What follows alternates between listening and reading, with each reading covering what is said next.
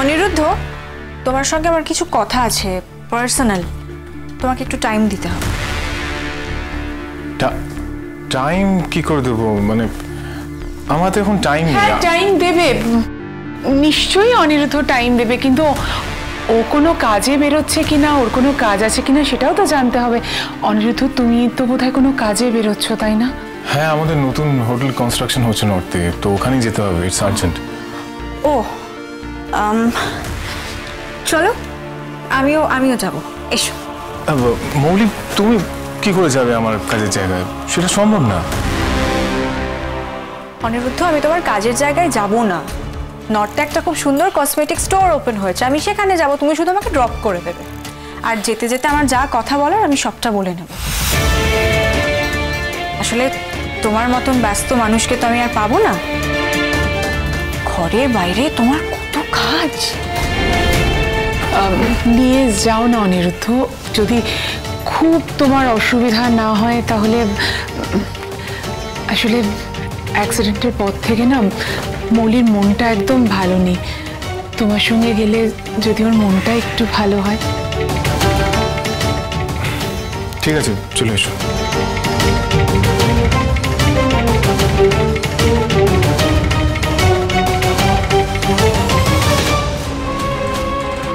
মৌলির উপর দিয়ে নানা রকম ঝড় চলছে। বাণীর জন্য একটা ইনসিকিউরিটিও আছে। অনিরুদ্ধর সঙ্গে খানিকটা সময় কাটালে হয়তো ঠিক হয়ে যাবে মেয়েটা।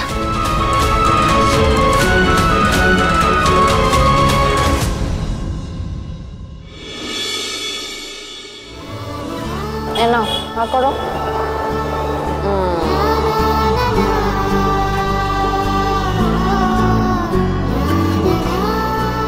টিফিন খাওয়া তো হলো, তাহলে এবারে ভালো মেয়ের মতো স্কুলের ভেতরে চলে যাও, ঠিক আছে? আর দুষ্টুমি করবে না কিন্তু। দিদিমণিদের সব কথা শুনবে, মন দিয়ে ভালো করে লেখাপড়া করবে। হ্যাঁ, একদিন দেখবে এই স্কুল থেকেই তুমি অনেক বড় হবে, ঠিক আছে?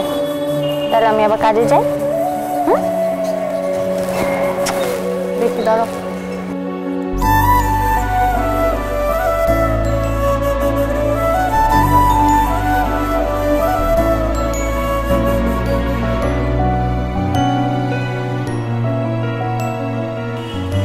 আসি তাহলে, আমি দুষ্টু করবে না কিন্তু, ঠিক আছে? ঠিক আছে,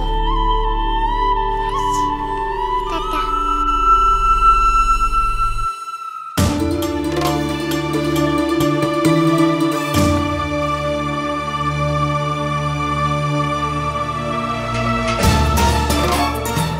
প্রিন্সেস না, এখানে কি করছে?